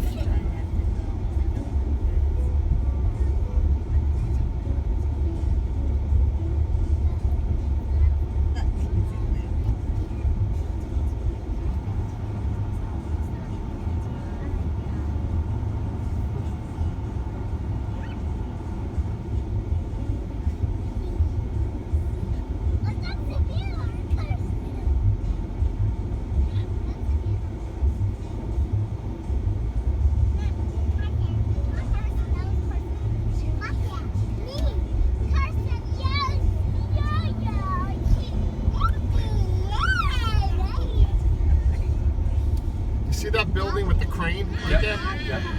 That's the Waldorf Astoria Miami Residences. That building is going to be twice as big as that. That's going to be the biggest residential tower south of Manhattan. So all those billionaire, tall, skinny buildings by Central Park, they're building them here. That developer that built those is building the Waldorf, and that's right in front of Bayside Marketplace, which is where Port Miami is. So if you're living up there on the east side, you'll be able to every day see the cruise ships come in and out. But it's unbelievable. You're not going to pick. I'm telling you, that building is going to be twice as big as that. Right now, it's as big as the white one, right? It's going to be twice as big as that. Up on the left, there's a building with a crane on top of it, kind of a bit of a green cladding. It's behind that billboard sign right now. It's going to be twice as high as that. It's the same developer building the ones in New York next to Central Park. That's the Waldorf. It's the Miami Waldorf Residences. Yeah. With the crane on top of it, and it's going to be twice as high. That's insane. Yeah. I'm pretty okay with heights, but when you get up to like 100 floors. Well, listen, I think the first dozen or two floors are going to be a hotel, and then they're going to be residences. But I was told that the top 10 floors, it's all fake glass and fake balconies, and they actually put a weight. Yeah. Like a gyroscope. Yeah. So when the thing gets blown this way, the weight goes unbelievable. And if you look at the lower level of it, they already got it set up as cubes like this, because that way it doesn't have a flat face for the wind. Yeah. So it's to make a building that big, you have to do those two things. Yeah. It can't have just one flat surface where the Otherwise, wind. it's a sail. Yeah, and you have to put a weight on the top of it. How crazy is that, Yeah. right? The engineering to work that through. Yeah, amazing. Fun. Just the elevator to get up there. Yeah. Actually, this traffic is moving. I'm gonna stay here.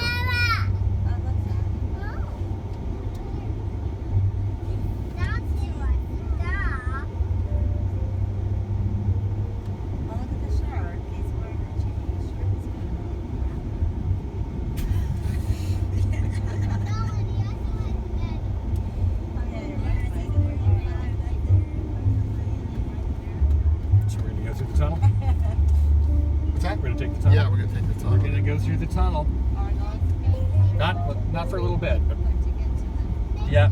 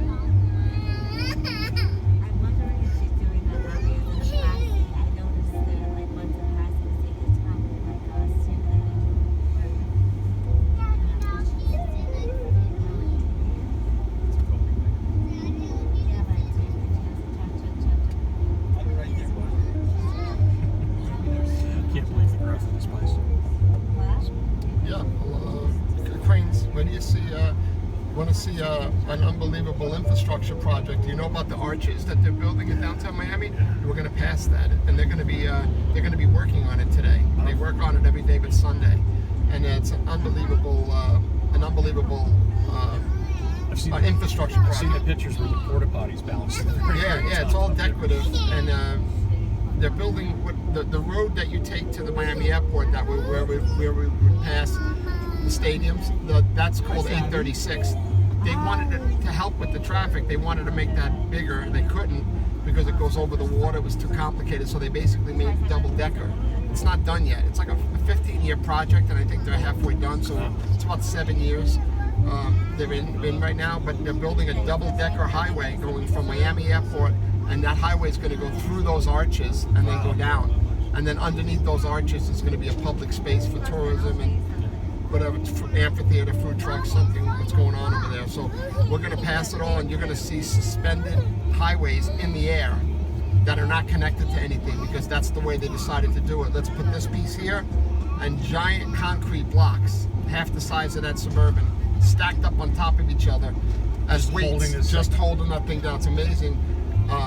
It's amazing that I watched them build it, and I can't take my eyes off of it. I'm never sick of watching how much they progress, and what they do. The other day I saw them on top of a column chipping away 4 guys with jackhammers, and I'm like, I realized, wow, they made it too high, and You got to bring it down. they have to bring it down. The rebar was sticking up, and there was 4 guys up there with scaffolding all around in the air, chipping it away with a hand. I'm like, wow, they made a mistake. Wow. Yeah, It's a good thing we're not in an earthquake zone. it's unbelievable. Where do you see it? Unbelievable. This just a double-decker highway is unbelievable. It's a highway like this. I mean, it's going to be another level up top. When did you say they're going to put a train down north? So they say 2033. Okay. They're trying to. It's going to be like $1 billion project. They got to build another bridge. So right now there's one bridge going to the island, and then there's a tunnel. They have to build another bridge, put a train track on it, and that train track is going to go to Miami Airport. And then eventually, I'm sure the Bright Line's going to connect to it too. That would just take the strain off to make it for like folks. Less cars. Yeah. That's what it is. So Because you can't walk in the tunnel. You can walk over the bridge, but you don't want to walk over the bridge. And even if you walk over the bridge, you're only going to be able to get to Virgin and Carnival. You're never going to get to the other 9 ships. It's too far. Each ship is 3 football fields. People don't realize that if you're on that island, just to go from one ship to the next, it's going to take 20 minutes. It's a 20-minute walk. And there's 6 ships. If your ship is in the front, like yours is the 3rd ship in. Yeah. Which So, is MSC, Royal Caribbean, and then yours. And then there should be, 3 or 4 terminals before Carnival, and then you still got Virgin and Carnival. So you'll see it when we're driving. If you look to the right, you'll see the bridge. We're going to see the cruise ships too, and then you'll see that if you really look, you'll see some people could be walking over it, because a lot of people that work on the ships, they walk over the whole to hang out in downtown Miami. Most of them are young, and they got no luggage or nothing. They got a knapsack. That's true. Flip-flops. They're walking over the bridge, hanging out for 2 hours, an hour downtown Miami, and then they walk back to. They got them in fresh air and they go back to work. Yeah, they're a lot of the people that are walking back and forth are the ones that are working on the ship. But on busy days where Ubers are canceling, when there's 5, 6, 7, 8 ships there, and Ubers are all canceling, and people can't hire nobody, then you see people walking over the bridge with their luggage, with baby strollers, sometimes senior citizens. You can't really stop and pick them up to help them. So you got to just feel bad for them. Like you're in traffic and they're walking right by you with the luggage. That was a bad decision. Yeah, you can't count on busy days. You can't count on Uber. You can count on it on days like today. Right. But once there's 5, 6, 7, 8, 9 ships, and they know it's going to be gridlock over there, they're not taking you for a $30 ride. Even the cell phone numbers are jammed at that point. Yeah. So then they're not going to do it. So that's Miami's getting a bad rap now. A lot of people saying that they don't want to cruise out of Miami anymore on social media, and they're on notice. Well, because they're making money off every transaction that goes on and off the cruise board. So they're making a lot of money. Poor Miami's making a lot of money, but they don't like to hear those complaints. I mean, they monitor our complaints, right? They do something about us. well, you're paying license fees, so The cruise ship monitors their complaints, but what complaint does Port Miami and Miami have to monitor? When people say embarkation was a nightmare, and then they say they try to do things out on the island to help, but nothing they do is going to help. well, there's Nothing. only 2 points of entry. That's the problem. Yeah, I mean, they're going to snake, maybe not today, but normally they snake you when you come out of the tunnel. They snake you to the cargo section, and you have to go like this to get to the passenger section. Just Sometimes they'll let, if you have a sticker, sometimes they'll let you cut in, sometimes they won't. Sometimes there's a cop there, sometimes there's not. But they're always trying different things, but nothing can ever solve the problem because of how many cars. You can reroute them all you want to the end of the island. But you're still dealing They're with still on the island, and they still got to get off the island. 5,000 people per ship, 9 ships. And then people are picking up and dropping up at the same time. So that's why they're saying, what else can we do? And the train is just an idea. It might not even work.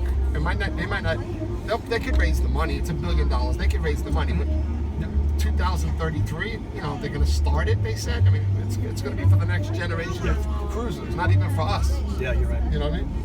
That's true. If they start in 33, it's going to take 10 years to Yeah, build. they said they're going to they're going through the approval. They got to raise the $1 billion.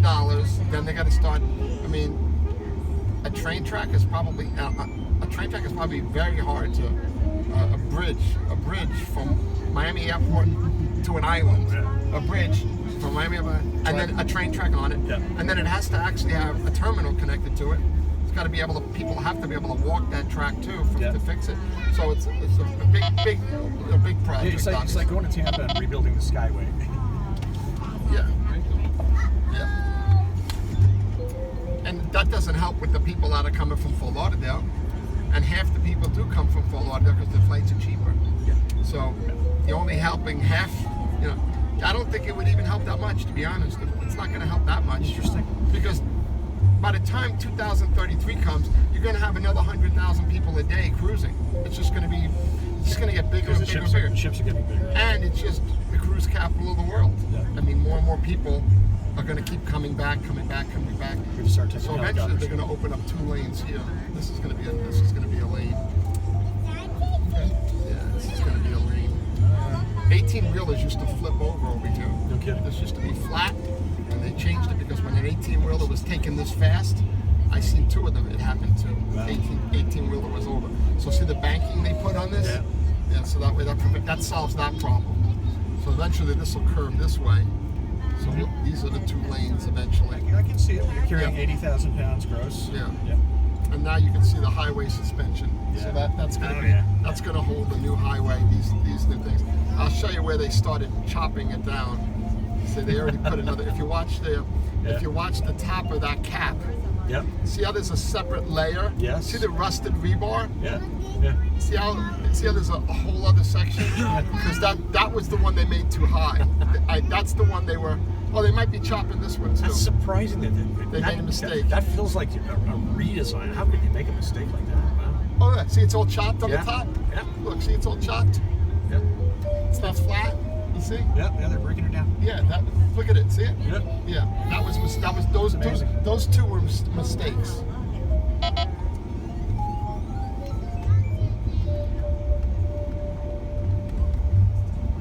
So look at this. Yeah. Just hanging in there. Yeah. Check And look it at the out. weight. See the weights up there? The concrete blocks? Yeah. Just hanging in the air. Yeah. Literally. Yeah. Like just balanced. Amazing, right? On the middle. And they got to join that on both sides, Yeah. right? And it's going to go through those loops. Yeah. It's going to go through it. It's going to make it look like those loops are holding it. There's a lot here where all those sections of these Are being built highways down there and craned up. and then they bring them up with these cranes. And then when the highway's done, they're going to build a building here. So right now this giant area down here, they're just staging all the pieces. Look at all the weights holding up the. It's balancing out that one right there. Giant concrete blocks. Floating highway sections. Yeah. That's. Then you get to machines like this that are designed to do their lift sections. Yeah, and stuff, that's right? pretty cool. Yeah, this is where they have all the down here is where they have. There's the Brightline station right there. The train goes right into that building. Yep.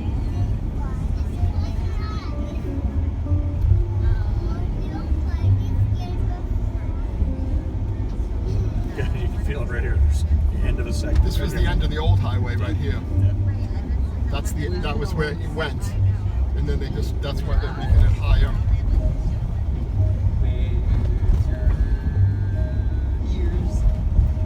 So if you look before that sphere, in between that sphere and this building, if you look to the right, you'll see a giant white building. That's the arena where the basketball team plays, or Kaseya Center it's called.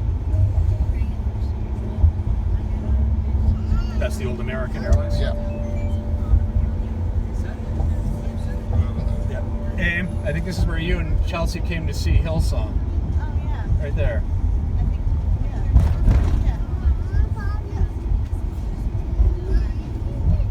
Yeah.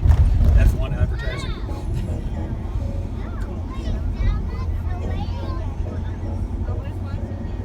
That wasn't that bad getting through that.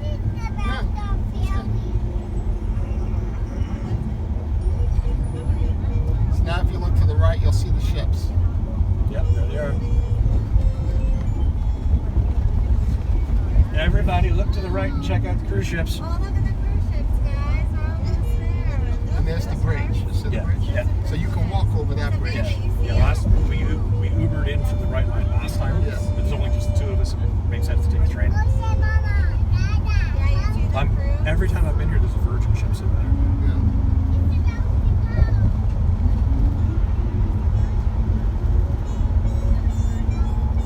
Where's our ship? You are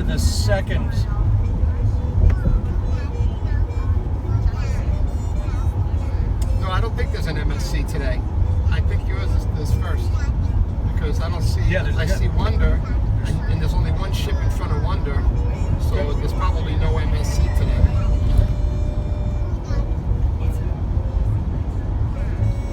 Going in the tunnel. Oh, Blakey, we're going to the tunnel, bud. That Blake can climb the spider web.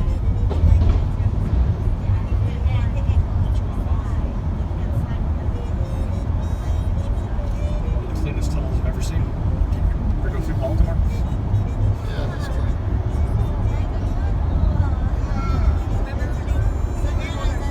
We're gonna lose signal too right here. Oh yeah.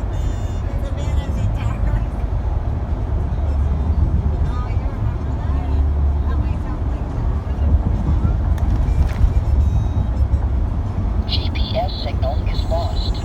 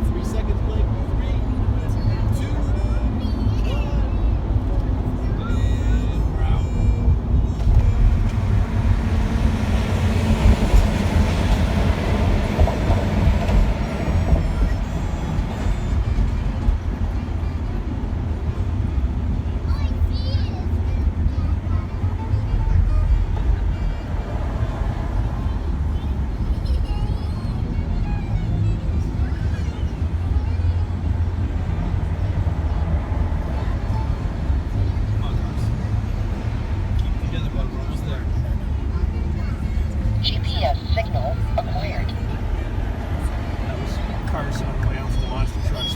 No, I bet. He was fighting it all the way to the end.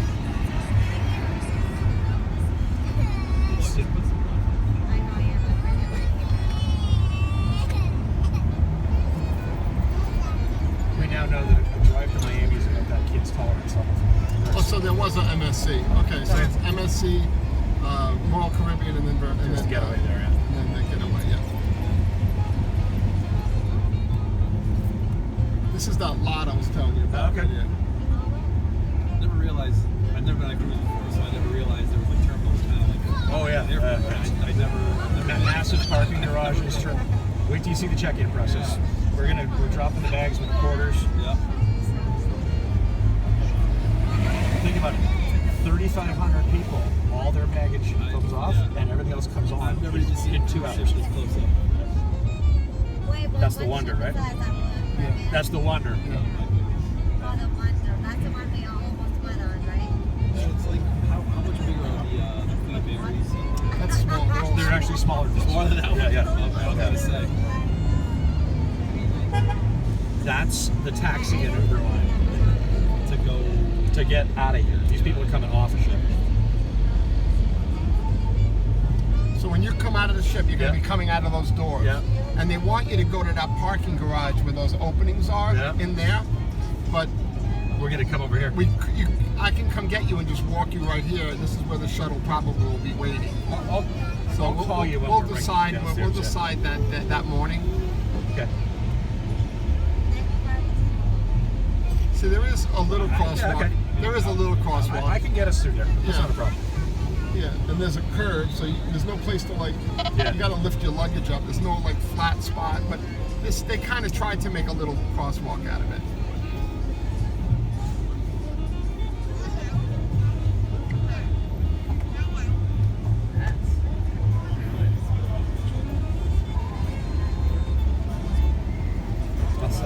So he's working with you to let you pull in? Yeah, he's going to be reporting. Okay. Good drive, thank you. You're welcome. So these people are waiting to get in right here.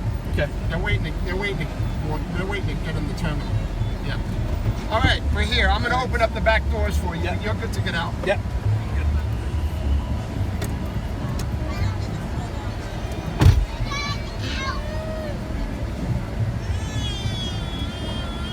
I know.